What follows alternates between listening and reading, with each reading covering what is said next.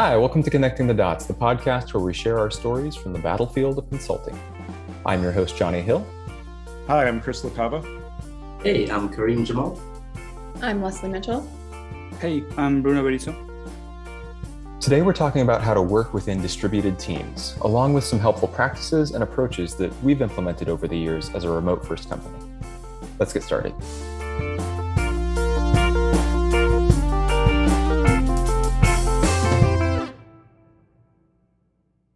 So to start off, what exactly do we mean by distributed team? I mean, obviously there are lots of different ways that could look, with some people being in an office and others being remote, or working with a client that's not physically in the same space, but you sometimes go see them in person, or even working across multiple time zones or even continents.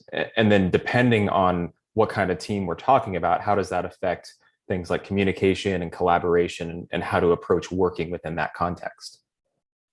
Well, probably you have the different kinds that I can think of. For example, distributed on time zone is the one that we are particularly dealing with the most. Then you have distributed across language. That's another one that we are dealing in a daily basis. Then you have distributed in the same town, like if you have a person that is working with you, but it's not with you in an office. So I will think that those are more or less how I sort those out in my head. Yeah, Expero has always been distributed to a degree. Like, I used to joke that when I came to work, I would, hang out in an office with a bunch of people, but I didn't work directly with those people. I was working with people in Houston even before we had, folks overseas. So in a lot of ways, it was embedded in the culture from, at least since I started, that you were more or less dealing with a remote team, either within Expero or even with our customers. We're all over the place in the US and, abroad. So a lot of my time collaborating has always been on things like Zoom or, whatever the du jour meeting, software was. Yeah, I'd say distributed is all of the above, right? If you're not in the same office or the same room with people, you're essentially distributed. Even if everyone was in, say, Houston, if one member's in Cyprus and the other's in Sugarland and then Woodlands and then Pearland, right? That's four different places that are far away in Houston, at least, to where if everyone's working remotely, it's still distributed, and you're still dealing with those challenges of how do you do planning and conduct meetings and not get Zoom fatigue and things like that, right? You're not in front of the same whiteboard and talking it out. You have to find alternative ways to be productive and still get that sort of synergy. Yeah, that's a good point. I mean, I think it's obvious that, at least for us, and I think a lot of other people, there was some experience with kind of remote friendly work and distributed teams before COVID. But after that, everything kind of dramatically shifted to where it wasn't just, there are some groups of people that are distributed, but still generally everyone's encouraged to come into the office. And afterwards, it's a different culture, it's a different approach, there are different pros and cons. So I'm curious, can we speak to some of maybe how we approached it before COVID, and then some of the ways we still had to pivot and adjust because, after the fact, we're even more so distributed, more so remote, learning how to work within that system. I feel like we had an advantage leading into it because we kind of had that culture already, but things still needed to shift. And there are still elements of meeting in person that are really, really important, and kind of trying to hang on to that while still recognizing that, there are a lot of benefits to remote work and to distributed teams. So I don't know, let's kind of talk about that balance and how we've tried to strike that and some of the things we've learned in the process. Something that I think that we all learned from COVID is that we are much more patient with other people working from home. Usually, before, I had the sense that if you are in a meeting with a client, for example, and you have noises in the background, was really concerning. You trying to mute, trying to just hide that you are not in the right environment for working. But that the definition of right environment kind of shifts a little bit. So now it's okay if you are working and your kid comes in and say something, and you just give it a kiss and that's it. And that's much more okay now than it was before. I think that's how I feel about that. That's exactly right. Like pre-COVID, if I was working remotely and someone walked in the room and started talking to me, then, I'd still keep my face and eyes pointed towards the screen and be like, just looking at the corner of my eye and like, gritting my teeth and saying, I'm in a meeting, guys. And you can't see my face right now because it's a podcast, but, I'd be doing that versus now where if someone comes in, I'm like, oh, hold on one second. And then I'll go talk to them. I might even get up and walk and, just because it's normal now. And it's about time that is normalized. Yeah, I agree. At the beginning of COVID, I had 2 little kids that were home all of the sudden when they were previously in daycare. And there were 2 of us working from home with only one office. So we were in different rooms. And I had, a few times that I had calls where my child was sitting in my lap because they were 4 and 9 months old. So I think that really did sort of break down some barriers where things became more friendly and more casual in a way that I think is sticking around. And I think that it allows for, I think, just better communication overall because you're in a friendlier mindset. It's not so official and formal. Yeah. And then coming back to your question, Johnny, of like, what things did we sort of feel helped us through COVID that we had learned pre-COVID, right? And so as Chris had mentioned, we always have been sort of a remote first company. It's in our DNA. It's how we've operated well before the pandemic. And that really helped when the pandemic rolled around because it's like, okay, let's just do what we've been doing, but just don't come into the office for a while. And like our culture and encouragement of openness and talking freely. I tell everyone Slack is our lifeline because we are a remote company, right? And so be sure to use that to communicate, stay in touch, give updates, post jokes, do whatever, right? It helps us stay connected even though we're all over the place. And that is one tool that's really helped. I vividly remember that transition when they told us, hey, bring your computer home and your monitor home and just to test it out and see if you're okay working from home. And then we basically didn't go back to the office after that. But I feel like the company as a whole transitioned very seamlessly. And I think that's because we figured out this whole remote work, distributed team dynamic. And, there was a lot of crazy stuff going on with COVID, obviously. And the points that Leslie and Bruno made around there being a little bit more empathy around, people having to juggle a lot of stuff at home definitely came into play as well. But I feel like at least internally to Expero, we rolled with that stuff really quickly. Just to underscore what Kareem was saying, we were already kind of geared up to do it anyway. So I think a good follow-up question for that though is like, why was Expero already set up in that kind of more remote friendly way? Because it obviously comes with more hurdles you have to jump through. And, before COVID, we weren't anticipating that needing to be the case for everyone. So I'm kind of curious if we can kind of speak to what made it worth it beforehand that made that transition easier. Great, smart people, like find great people anywhere they are, regardless of location, right? And so that's what has led us, even from the get-go, to really just embrace the remote culture and say, you know what, you don't live here and you don't have plans to move, but we still really like you. Would you like to come work for us? And that's why we had doubled down on that sort of initiative. And that is also something that many companies have figured out during COVID. And now they're like, hey, you know what? You don't have to be bound to the office and this city. Let's go hire from everywhere, which I won't lie, has made recruiting harder because now everyone's doing it. They've caught on to what we've been doing. But that is one of the benefits of not restricting yourself to, a particular location. There's another benefit if we look at how your workday happens and the timeline that things are done. One of the projects that I'm on has people in 6 different time zones across the globe, and we have to adjust when we have meetings. So we alternate weeks. Sometimes they're in Central Time Zone morning, sometimes they're in Central Time Zone afternoon because we have people in Europe and we have people in Oceania. So we have to account for the many different time zones. And there's a lot of hurdles that come along with that because you don't have certain people that really ever see the other side of the world at the same time. But the benefits that come from that are that the development team, the work happens in more than 8 hours every day. So one team is starting as they're sort of wrapping their day, another team is picking up and starting their day. And so they can hand things off it feels a little bit more like a continual flow than here's where we ended today and here's where we'll start tomorrow. So if there are things like bugs for a demo, you can say, okay, this team knows about it early. They can start while other people are sleeping. And if they're not able to finish, those that wake up at the end of their day can take over and finish. And you have more opportunity in that 24-hour period than you would if everybody was in the same 8-hour window.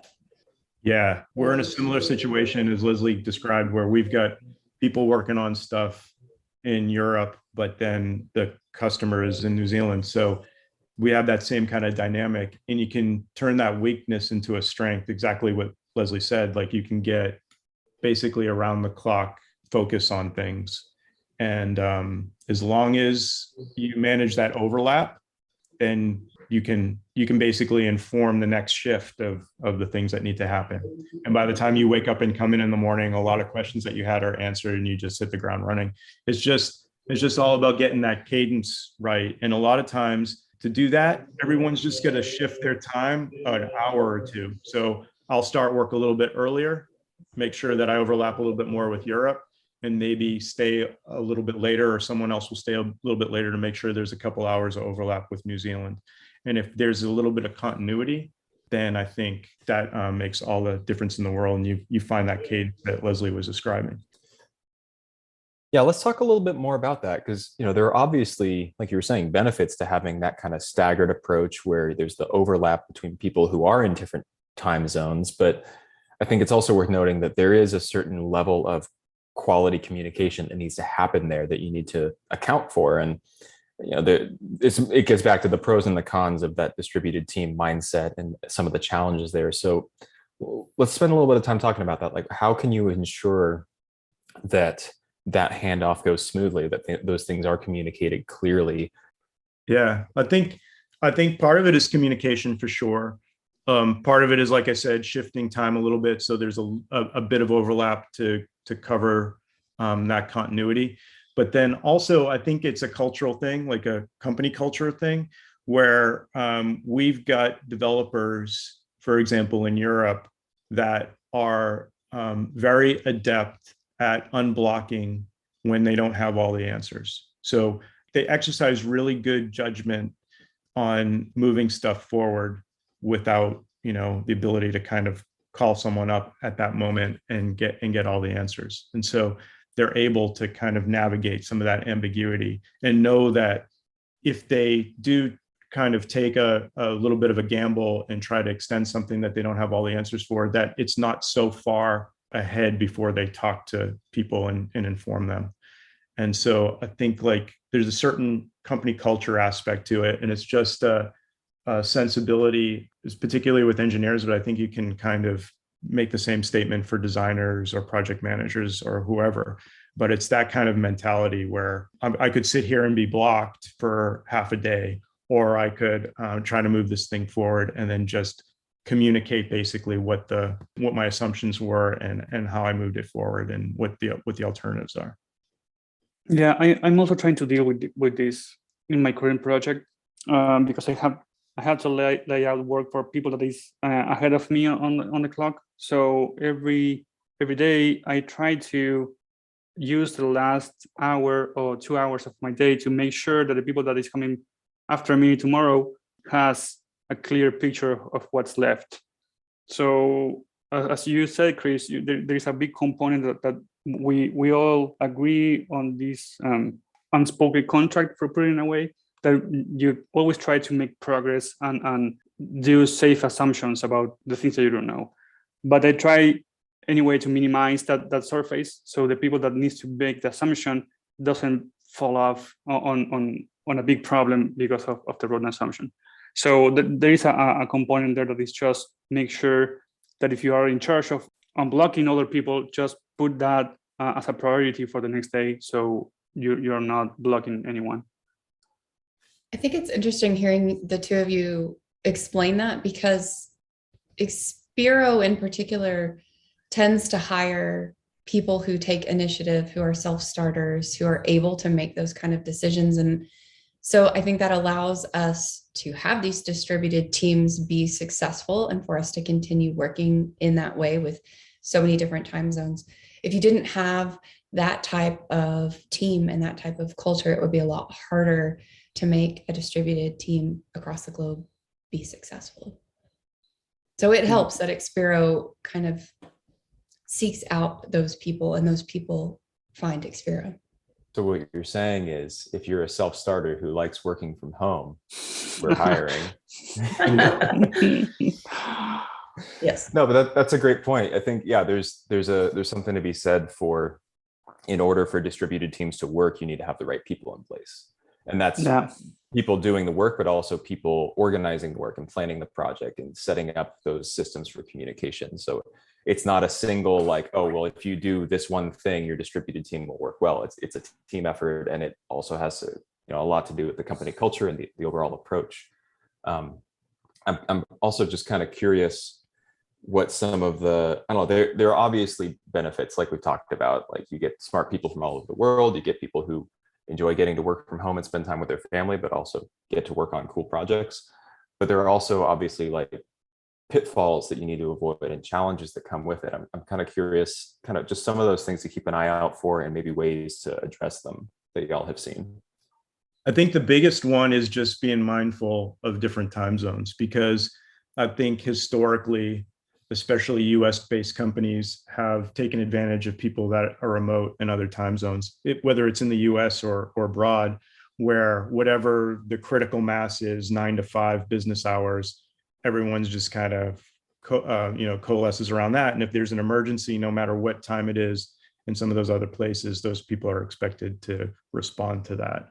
And some of that is unavoidable, but it should be the exception, not the rule. And I think it's a lot less effort than you might think to just kind of keep an eye on where everyone's time zone is. I have it in my calendar, for example, and I know if I send something at noon my time, it might be it's 5 or 6 in places in Europe, and someone might be having dinner with their family, but I know they'll answer me if I send that Slack message. So I'm mindful not to do that unless it's a huge emergency. And by the same token, like I mentioned before, I get up a little bit earlier just so I can answer some of those questions that have built up, over the course of my evening and my early morning. And I think if you just make those micro adjustments and just have a little bit more, I guess, awareness of it, then it just takes a lot of the edge off of the stress of having to be so, responsive no matter what the time is.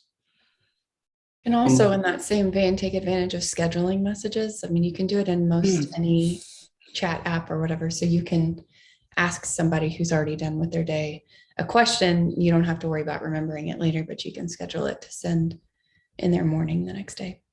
Yeah. And we say, hey, don't respond outside of your sort of normal working time. But there's just so much activity that happens in the US, in the afternoon, and you're all constantly sending messages that, people that it's their evening time, they still feel like they should respond, right? They don't have to, they feel like they should. And it's just amazing because I'm guilty of that too, right? I'll send messages in my afternoon, like it's 1 p.m., right? And I'll send messages. But, having been in Tenerife just recently, it's like, hey, that means it's 7 p.m. their time. That's late. I am checked out already and like visiting Garachico and La Orotava and all that stuff, and eating ice cream on the beach and stuff at that point. So I don't want to feel obligated to pull out my phone and start replying. And so just being mindful that even though they don't have to, they may still feel like they need to if they're getting a lot of messages. Just helps be respectful of their time. I think another thing, other than time, is language that Bruno brought up earlier. There are a couple of teams where I am one of 2 out of a team of 6 or 7 native English speakers, and everybody else is a native Spanish speaker. And sometimes it's very clear that a point or a conversation, especially one that's highly technical, would be more beneficial to be had in Spanish. And I'm always not in a way that it's rude to say, hey, if you want to speak in Spanish, go for it, but in a way that it facilitates communication. Like, hey, just give me the summary when you're done. Go ahead and have that chat. Have the chat in the way that you need to have it, and then tell me what the takeaway is. That's fine, because as an American and as a native English speaker, we can take for granted the fact that it's not somebody's native tongue, and it's not as easy to communicate things in as quick of a manner as it might be. So allowing for that to happen, I think, helps a lot as well. Yeah, that's a really good point. I never thought about that way. That's a really nice idea. I feel that language barrier sometimes when I try to, in two situations mostly. When I'm too tired, like Fridays afternoons, my English is dying. And the other one is when I try to explain something and I put myself in a place that I cannot leave because I know I don't have the words to say, okay, get back. Well, I now I learn how more or less how to do it. But I remember being earlier in my career, trying to deal with this and was super frustrated. You see, I was really frustrated because I have the ideas, but I cannot tell anybody. So even when you're kind of fluent on the language, is still there. You can feel it sometimes, and it's important to even we have people that is not like Spanish speakers that are in other places in Europe, and the accents are sometimes hard to follow. I have this problem with other people more to the east that I need to make an extra effort to understand, and they notice and they try to adjust the accent so everyone can speak English and have a common language. So that's there. It's like the elephant in the room sometimes. We all take for granted that the English is the language that we all understand, but there is this adjustment that is constantly happening on the conversation so everyone can understand. So yeah, that's something that is always going on. We need to deal with it all the time. So being patient, repeating what you said maybe a couple times, talking slowly. Like native English speakers might start talking very, very quickly, right? And then other sides can't, figure out what's going on because they're trying to translate on the fly, right? So maybe just slowing down a little bit and, saying at least the important things a couple times, making sure everyone understands before moving forward, that type of stuff. The other thing that we've done, one of the projects where I'm the only English speaker and everybody else speaks Spanish, we have in Zoom, we use the live translate. And so it will do a pretty decent job of writing down the words that I'm saying as I'm speaking. So those that have a harder time picking up on Audible can read it. And that has helped a lot on that project as well. Yeah, I was going to say that's a huge thing. Like if there's stuff that needs to be clearly communicated and there is a language barrier, either like using planning software or just like having a document where you can go and say, here are the goals and kind of refer back to that, having something to rally around rather than trying to remember, oh, did I mishear that? Do I want to make sure that, and that can still happen alongside the conversation. You're taking notes as you're talking or whatever, and making sure everyone has access to that. But yeah, having just like a source of truth, is that much more needed when there is that language barrier for sure. Yeah, I find myself, and this is a general statement, not just to people where English isn't their first language. I talk really fast sometimes, especially like when I'm in a rush or I'm excited about something. And I'll often use words that are jargony or unclear. And I've noticed in general, if I just slow down a little bit and talk a little bit more simpler, that everyone understands me better. And a lot of times we're moving so fast that people won't stop and say, hey, can you explain that again? Because I didn't quite catch it. But I think like this is probably even a more acute issue if there's a lot of people on your team that don't speak English as a first language, even though everyone at Expero, their command of English is amazing. But even still, I mean, there's always those words that are a little bit weird or uncommon, or if you're just speaking quickly, then a lot of people don't pick up things. And I think that's the case for English speakers, but probably especially the case for English as a second language folks. I think one other thing that we've tried to do on the teams that I'm on is to keep it fun. So there are a lot of like colloquialisms or idioms that people might say and not even realize it. And we'll kind of pause and say, well, how do you say that in Spanish? Or what's something similar? And then we kind of laugh and joke about the different ways that we would convey the same expression. I think one recently was bad news travels fast, was what I said in English, and the Spanish version transliterated to English was something like short legs, something or another. It was hilarious. And it was, it was a great way to kind of communicate the differences between us, but also, bond us as a team a little bit. Now we have this, running joke. Running joke with short legs. Exactly. Now you're in on the joke as well. Yeah. I feel like I belong. This is great. I think that's one other kind of getting into the cultural differences thing that's worth noting. It's easy, especially, I'm based in the US and, kind of expect certain things based on time zone and when I work and all that kind of thing. But I think it's worth noting, we have people in North America and South America and Asia and Europe who all have slightly different approaches to when they work. And we have, there are people who their routine is, well, I get up later in the day and I work mostly in the evening. My free time is in the morning, and just recognizing, oh, there are different approaches to that.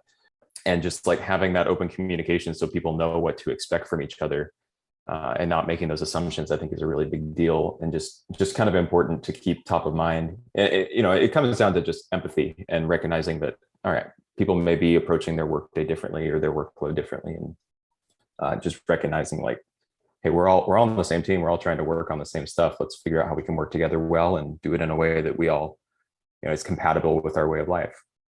Yeah, and also communicating sort of a standard window that you will be available is important as well. So knowing that people can work whenever they want, but saying, I will always be available at between 9 and noon Central Time or something, that allows for meetings to be scheduled more easily, for problems where you might need to pair or bugs or that sort of communication.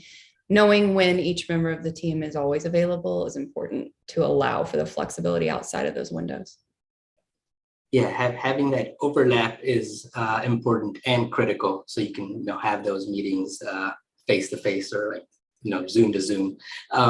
But we should also stress that it's important to have that focus time, which sort of distributed teams gives you, that may go unnoticed, and it's actually a benefit, because having that focus time lets you really drill into what the work you need to get accomplished, especially this day of Zoom fatigue, right?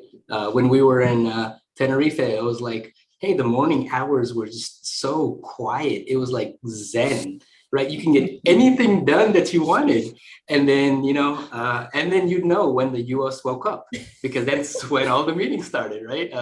And so it was just amazing to experience. And having both is actually very beneficial. Yeah, those mornings are glorious. They're amazing. Before I was involved with Europe and Oceania, I used to have afternoons as that quiet time. Now that I'm in the middle, but yeah, it does allow for focus time. That is definitely a benefit of having disparate time zones on a project. Yep. Yeah, and I think, Kareem, you kind of mentioned this already, but Zoom fatigue, I think, is a very real thing to kind of be aware of. And I think sometimes in an effort to try to create more of a feeling of, well, we're distributed, but we're still meeting together, you can go too far overboard and have too many meetings on the calendar, and everyone's always worn out and exhausted and feels like they can't really be fully present because they've been on 5 other meetings already and it's only noon. I know it's a bit of a balancing act, but I'm curious just y'all's thoughts on how to approach that, recognizing the benefits of either meeting on Zoom or even trying to find ways to meet in person when possible, but also balancing that with not taking it too far to the point where it brings people out or wears people out. Is a common pitfall initially when teams are switching from fully in person to remote, is they start seeing people not as people that they saw in person in the office anymore. They start seeing people as their calendars, right? Like you are sort of beholden by your calendar. And when someone's seeing you, they're just pulling up your calendar, not your face or anything like that. Hey, here's an empty slot that you have 15 minutes. All right, I'm going to take it. That type of thing. And so you have to be careful not to fall into that trap, because everyone needs some breathing time to recover from previous meetings, go grab a snack. Grab several snacks and then go to the bathroom and then grab some more snacks. So just, it's something to be cognizant of. I feel like there's a few different approaches that you could take. One is just personal time management and guarding your own calendar within the context of whatever team you're on. There should be probably a 2 or 3 hour window that that's when meetings are scheduled, and then you try not to schedule them outside of that. That's what we try to, at least the projects I'm on, what we try to stick to is say, we know that between the hours of 8:30 a.m. and 11:30 a.m. Central is when we'll book all of our meetings for this project. And then outside of that, we'll do async, and that tends to help. Yeah, I think that for my team or my last 3 teams, what we prioritize asynchronous conversations over Zoom as a standard rule. I'm not sure why. Honestly, probably because the people that I'm working with are more comfortable writing than jumping in a call. But if we can address the thing that we need to address in a conversation in Slack, that's the preferred approach. And if we try that and that doesn't work, then we jump in a meeting. But it's not, we don't usually use Zoom as the default, unless the conversation involves multiple people and the subject is complex enough. We try to keep it asynchronous. Yeah, and I think one thing that particularly we should note, though, that we try to do at Expero to kind of create that sense of community is when it is possible to get it together in person. So, it may be that there's a small group of people all relatively close in a city and just trying to create opportunities to get lunch together or work together, whether that's like in a WeWork or like a library or coffee shop, or if there is an office in that area, just trying to create those opportunities where you are able to interact with other people who you work with, or maybe who you don't work with, and you can learn from. But then on top of that, we make a special effort to get everyone in the company, at least as many people as possible, together physically, at least once a year for our summit, and getting to get that face time with people who, maybe I've worked with for an entire year, and my only interactions have been over Zoom and over Slack. And there's something really special about that in-person time where you just get to know someone in a deeper level, in a deeper way, that's really, really important.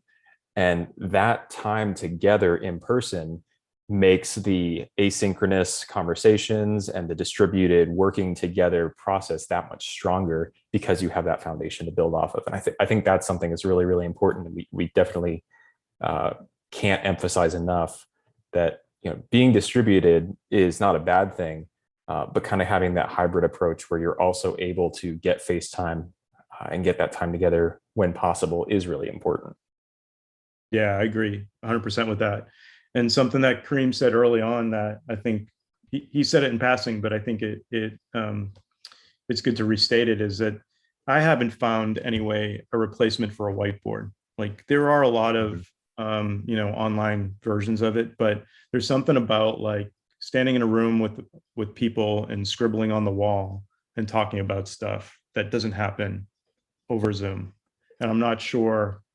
You can compensate for it for sure, but there is something about that experience when you're working through hard problems. And usually the stuff that ends up being drawn on a whiteboard is unintelligible. It's usually throwaway type stuff, but it's the fact that you have it. If you look through my phone, I've got a million pictures of random whiteboard stuff, but I can tell you probably most of those pictures exactly what we were talking about, even though no one could ever read the stuff that's on the whiteboard.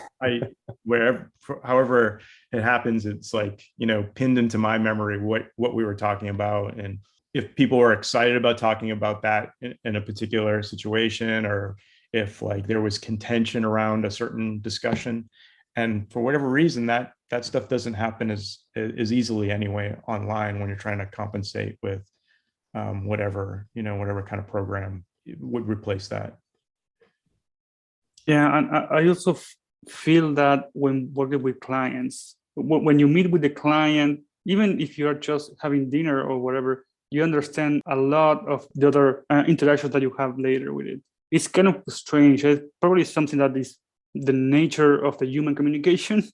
From that point forward, any other conversation will be much smoother if you meet the person face to face at least one time. And of course, it's the same with your teams. We try to make at least once in a month, just get together and do some whatever, so we can just chat about life, because we know that has a big impact moving forward on the communication, even if we don't ever see again. Yeah, I agree. I think that's why, Johnny was bringing up the summit where we all get together. We also have our mini summits, which are regional get-togethers, which help a lot.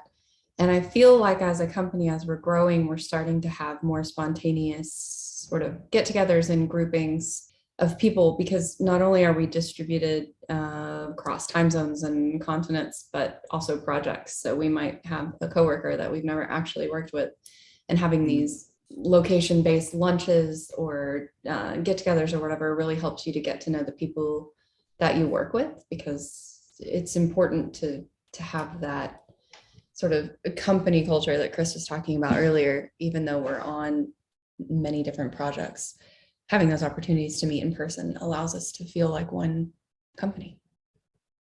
But what Bruno said, I think, is interesting, and he in that in-person meeting doesn't necessarily have to be that often to be effective. It's just kind of like you once you establish that connection with that person, then that goes a long way for a long time.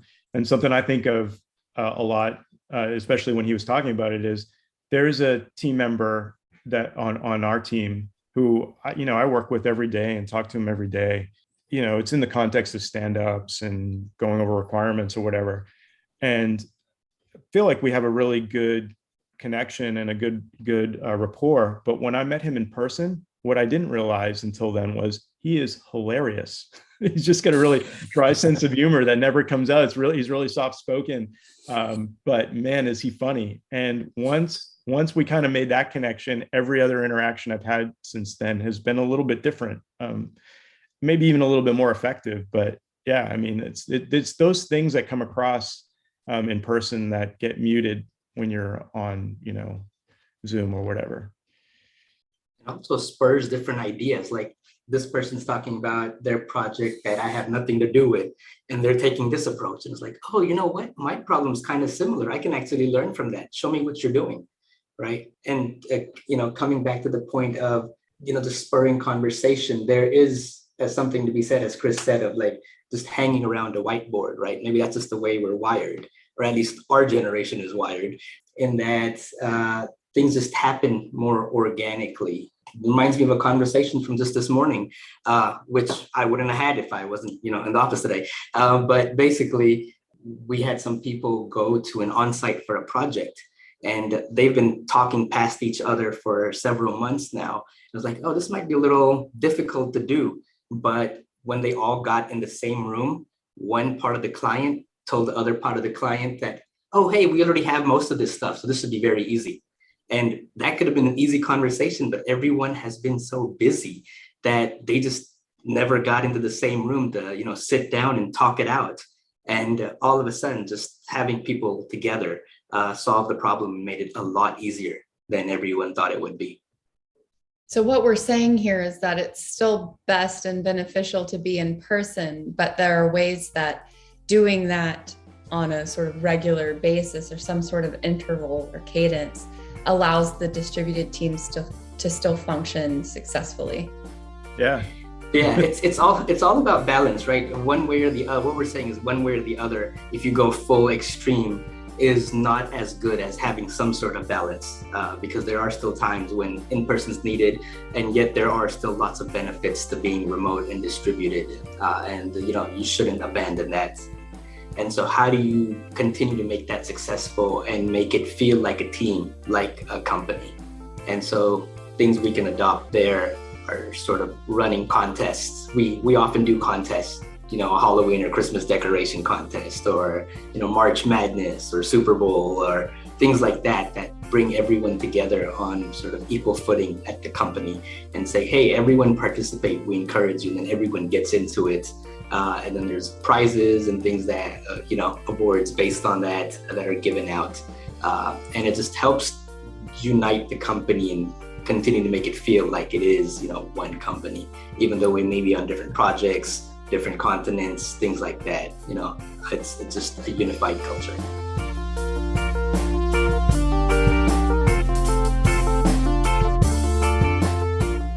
Thanks for connecting with us today. If you have a complex software problem that needs solving, thoughts on what we discussed today, or ideas on what topics we should tackle next, feel free to reach out to us at podcast@experoinc.com or on Twitter @ExperoInc. We'd love to hear from you. Thanks again for joining us, and we look forward to connecting with you next time.